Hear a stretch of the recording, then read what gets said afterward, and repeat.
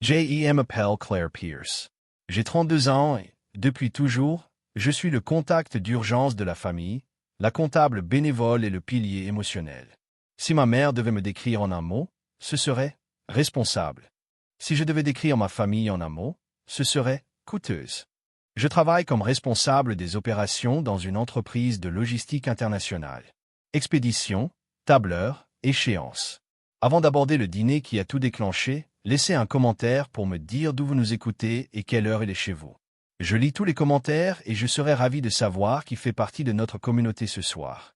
La salle Saphir était censée vous faire sentir important, mais elle vous donnait surtout l'impression d'étouffer. C'était une salle à manger privée à l'arrière de l'hôtel le plus prétentieux de la ville, drapée de rideaux de velours bleu qui sentaient la poussière et les parfums de luxe. Mes parents, James et Angela, avaient insisté pour que ce soit ce lieu précis pour leurs 30 ans de mariage. Ils voulaient de l'intimité, disaient-ils. Ce qu'ils voulaient vraiment, c'était un public captif. J'étais arrivé 20 minutes en avance pour m'assurer que la table était bien dressée, et surtout, pour régler l'addition à l'avance, 1200 $. C'était le prix d'entrée pour la soirée. J'ai tendu ma carte de crédit à la maîtresse de maison avec le même détachement mécanique que lorsque j'approuve un bon de livraison. Il n'y avait aucune joie dans cette transaction, seulement la satisfaction morne d'une tâche accomplie. Quand ma famille est arrivée, elle a déferlé comme un ouragan de chaos et de parfums. Mon frère aîné, Zachary, portait un costume plus cher que sa voiture, financé, sans doute, par sa dernière idée de start-up ratée. Mon frère cadet, Logan, l'éternel étudiant de 26 ans, avait l'air décoiffé, mais charmant comme seul le Benjamin de la famille a le droit de l'être. Et puis il y avait mes parents. Angela n'entrait pas simplement dans une pièce. Elle y tenait salon. Elle embrassa Zachary sur les 2 joues, murmura des mots doux à Logan, puis me tendit son manteau sans me regarder. « Tu veux bien jeter un œil à la carte des vins, Claire ?» dit-elle en s'installant en bout de table. Zachary mérite un bon rouge après sa semaine chargée. Il est sur le point de conclure une affaire importante. Je savais pertinemment que Zachary ne concluait pas une affaire. Il était en train de déposer le bilan. J'avais payé ses honoraires d'avocat 3 jours auparavant. Mais je ne le dis pas. Je ris simplement le menu.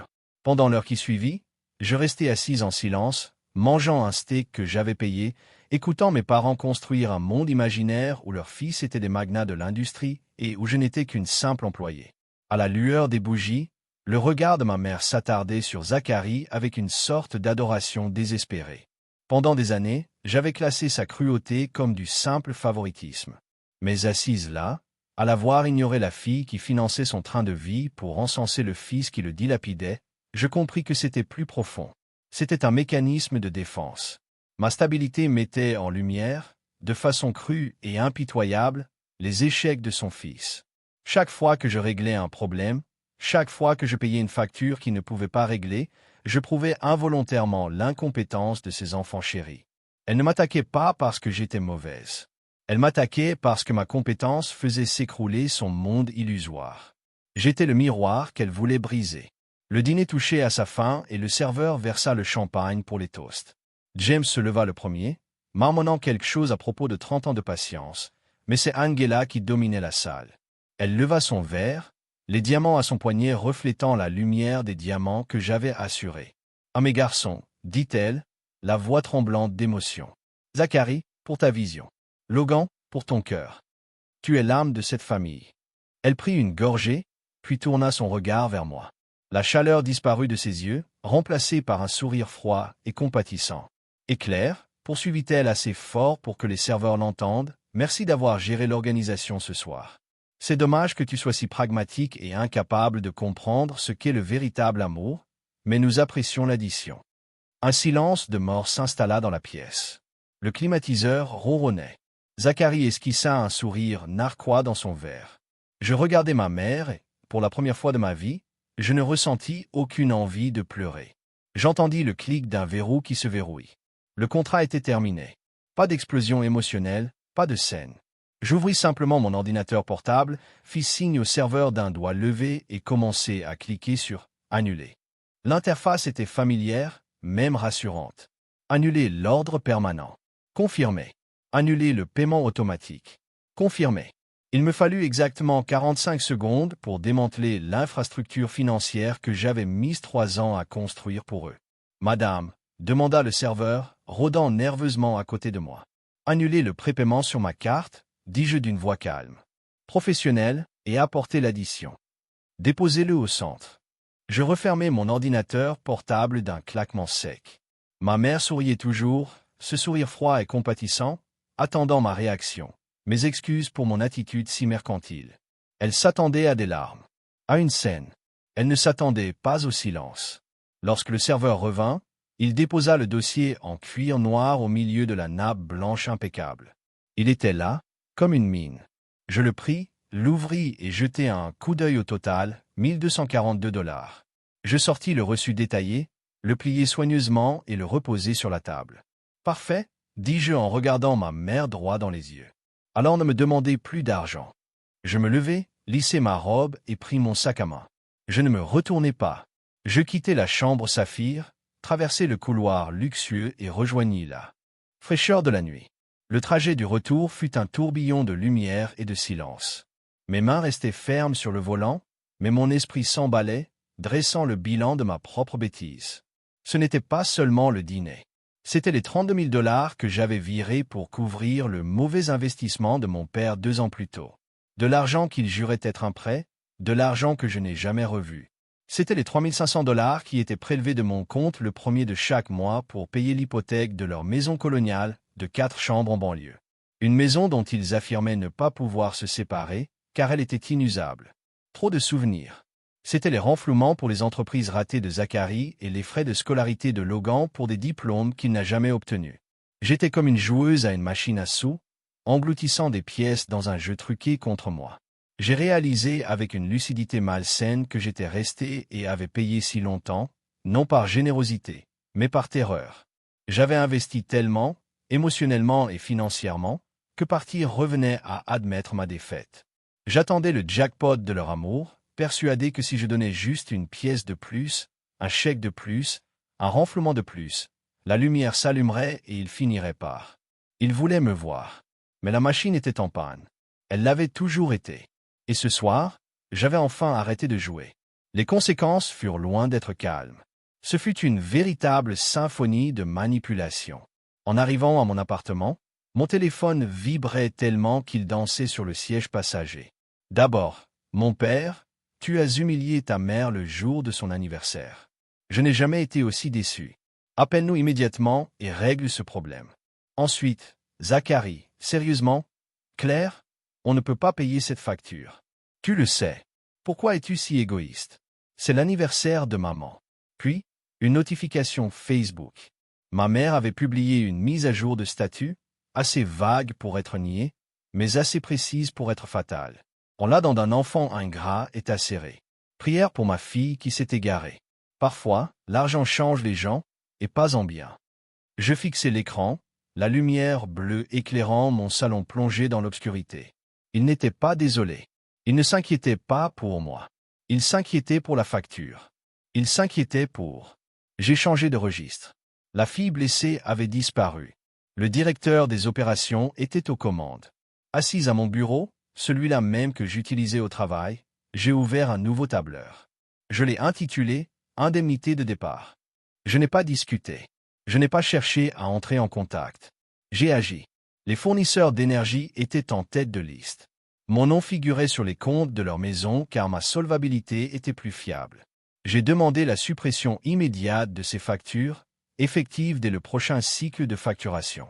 Ensuite, je me suis connecté à mon compte bancaire. Je n'ai pas simplement annulé les paiements. J'ai bloqué le compte joint que j'avais ouvert pour les urgences, un compte qu'ils avaient vidé 3 fois l'année précédente pour des dépenses non urgentes, comme des cotisations à un club de golf et des dîners professionnels. Puis j'ai rédigé un courriel, non pas à ma famille, mais à mon avocate, Julia. Une vieille amie, une experte en comptabilité forensique, redoutable et discrète. Julia, je dois séparer complètement mes finances de celles de mes parents. Je veux un audit complet. Je veux savoir exactement quelle sera ma responsabilité en cas de défaut de paiement de leur prêt immobilier. Je veux partir. J'ai cliqué sur « OK ». J'ai envoyé le message. Il était 1 h du matin. Le silence était pesant dans mon appartement. Mais pour la première fois depuis des années, je ne me sentais pas seul. C'était un silence apaisant. 2 jours plus tard, Julia a appelé. Elle n'a pas utilisé sa voix d'amie. Elle a utilisé sa voix d'avocate, celle qui sonnait comme un couteau dentelé enveloppé de soie. « Claire, dit-elle, j'ai besoin que tu viennes à mon bureau immédiatement. Apporter les relevés hypothécaires. » 1 heure plus tard, j'étais assise dans sa salle de conférence aux parois de verre, fixant un document qu'elle avait fait glisser sur la table en acajou. Ce n'était pas un tableur. C'était une photocopie d'un document public déposé au greffe du comté. J'ai effectué une recherche de titre standard, dit Julia en tapotant le papier d'un ongle manucuré. Juste pour vérifier comment votre nom figurait sur l'hypothèque afin de nous assurer que nous puissions vous exonérer sans problème, et j'ai trouvé ceci. C'était un acte de cession rapide. Je parcourus le document juridique du regard, mes yeux repérant les informations essentielles. Cedants, James E. T. Angela Pierce. Acquireurs, Zachary Pierce E. T. Logan Pierce. Date de dépôt, 14 octobre. C'est il y a 2 semaines, dis-je d'une voix monocorde. 2 semaines avant le dîner d'anniversaire. Julia Hokalatet, L. Grave. Ils ont transféré la propriété de la maison à vos frères. Mais ils ont laissé l'hypothèque au nom de votre père, sachant que votre prélèvement automatique était la seule chose qui la maintenait à jour.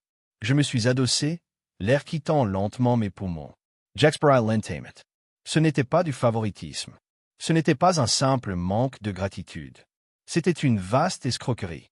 Ils avaient sécurisé le bien pour leurs enfants chéris tout en me laissant prisonnier de la dette. Ils comptaient me laisser rembourser les 300 000 $ restants d'une propriété dont je n'hériterai jamais, que je ne posséderai jamais et dont je ne profiterai jamais. Ils avaient orchestré le transfert, puis s'étaient assis à cette table, avaient bu le vin que j'avais offert et porté un toast à ma nature opportuniste, tout en gardant le secret qu'ils avaient déjà volé mon avenir pour financer l'héritage de mon frère. Ce n'était plus un drame familial. C'était une fraude financière. Qu'est-ce que cela signifie pour le prêt hypothécaire? Demandai-je. Cela signifie, répondit Julia avec un sourire carnassier, que la banque n'est pas au courant. La plupart des prêts hypothécaires comportent une clause d'exigibilité anticipée en cas de vente.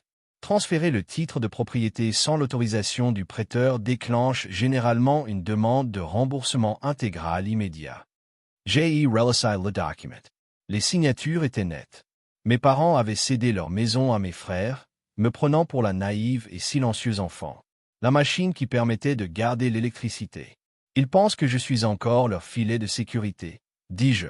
Ils pensent que c'est toi la cible, corrigea Julia. Je me levai. Je ne ressentais aucune colère. La colère est brûlante. Elle s'éteint. Là, c'était froid. C'était le néant absolu. Rédige la lettre, lui dis-je, mais ne l'envoie pas encore à la banque. Je veux leur annoncer la nouvelle moi-même. 3 semaines plus tard, la banque envoya l'avis de retard de paiement. Il arriva chez eux, pas chez moi, mais l'alerte numérique vibra sur mon téléphone car mon adresse email était toujours liée au portail hypothécaire, à titre de contact de courtoisie. Paiement échu. Procédure de saisie imminente. Je ne le transférais pas. Je n'appelais pas. J'attendis. Ils se présentèrent un mardi soir. J'étais assis sur mon canapé en lin beige, un livre à la main, dans une pièce parfaitement silencieuse, parfaitement propre, parfaitement mienne. Le portier avait appelé pour dire que ma famille était dans le hall. Faites-les monter, dis-je, mais ne les laissez pas prendre l'ascenseur sans accompagnement. Quand j'ouvris la porte, ils avaient l'air de réfugiés fuyant un mode de vie qu'ils ne pouvaient plus se permettre. Les cheveux d'Angela étaient légèrement ébouriffés, son brushing habituel retombant. James paraissait plus vieux, le visage gris et flasque. Zachary et Logan se tenaient derrière eux, se déplaçant d'un pied sur l'autre, le regard fuyant, fixant le sol, le plafond, évitant mon regard. « Il faut qu'on parle, » dit James, essayant de trouver la voix du patriarche, mais elle se brisa. La banque a appelé. Ils menacent de saisir la maison. J. says, this J. Je ne les ai pas invités à entrer. Je restais planté dans l'embrasure de la porte, une barrière physique entre ma tranquillité et leur chaos. Tu ne peux pas laisser faire ça, Claire, supplia Angela en s'avançant. Ses yeux étaient rougis, mais je reconnus le numéro. C'était le numéro de la mère victime, acte 3. Cette maison, c'est notre héritage. C'est la compte à élever. Comment peux-tu être aussi froide? On va se retrouver à la rue. Tu as arrêté de payer, intervint Zachary, retrouvant son courage maintenant que son héritage était menacé. On ne peut pas simplement arrêter de payer. L'hypothèque que vous avez accepté de rembourser. C'est de la négligence. J'ai regardé Zacharie. Il portait une montre neuve, pas une Omega, mais suffisamment voyante pour couvrir un remboursement d'hypothèque. Je n'ai pas cessé de rembourser mon hypothèque, ai-je dit doucement. J'ai pris le dossier en papier craft posé sur la console de l'entrée. Je l'avais préparé le lendemain de ma rencontre avec Julia. Je l'ai tendu à mon père. « Qu'est-ce que c'est » a-t-il demandé en le prenant avec lassitude. « C'est une copie de l'acte de cession rapide que vous avez déposé le mois dernier, » ai-je dit. Un silence pesant s'est installé dans le couloir. Angela s'est figée. Zacharie a cessé de bouger. Logan a fini par me regarder, les yeux écarquillés, réalisant que tout était fini. « Vous avez transféré le titre de propriété à Zacharie et Logan, » ai-je poursuivi d'une voix plate, précise et totalement dénuée de compassion. « Vous avez légalement cédé la propriété.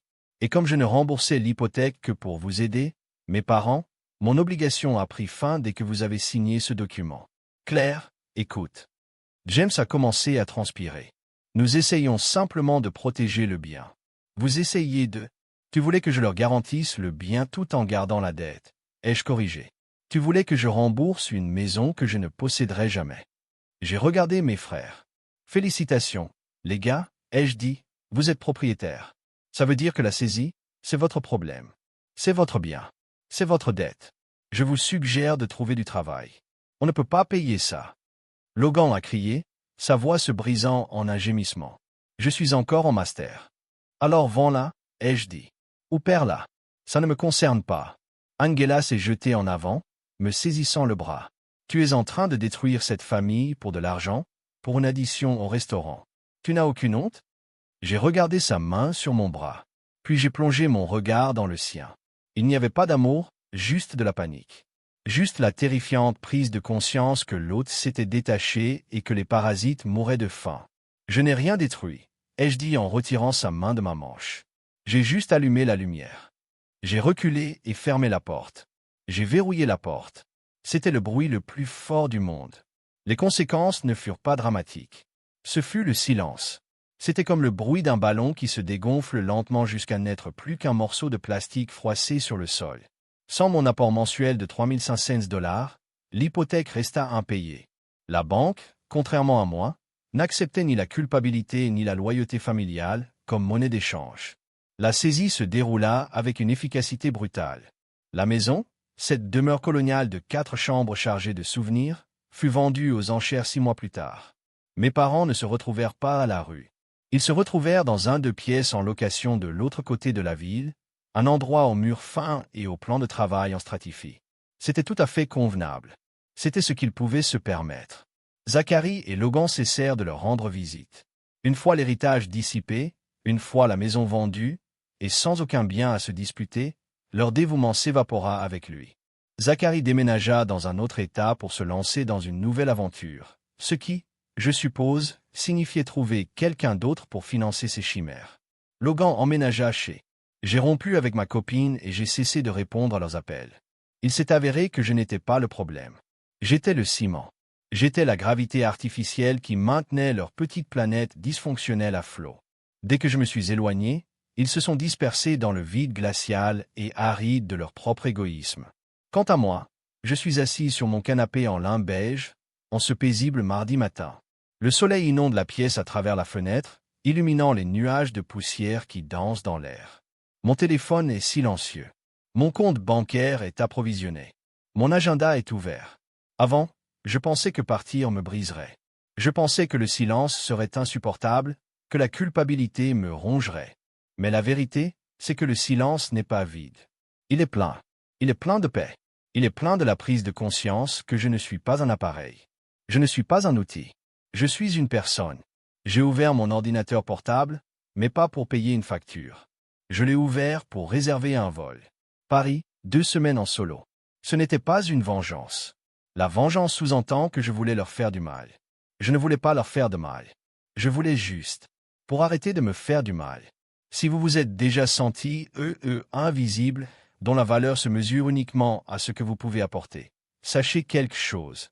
Vous avez le droit de démissionner. Vous avez le droit de fermer votre compte. Vous avez le droit d'être pragmatique si la seule contrepartie qu'on vous propose est l'exploitation.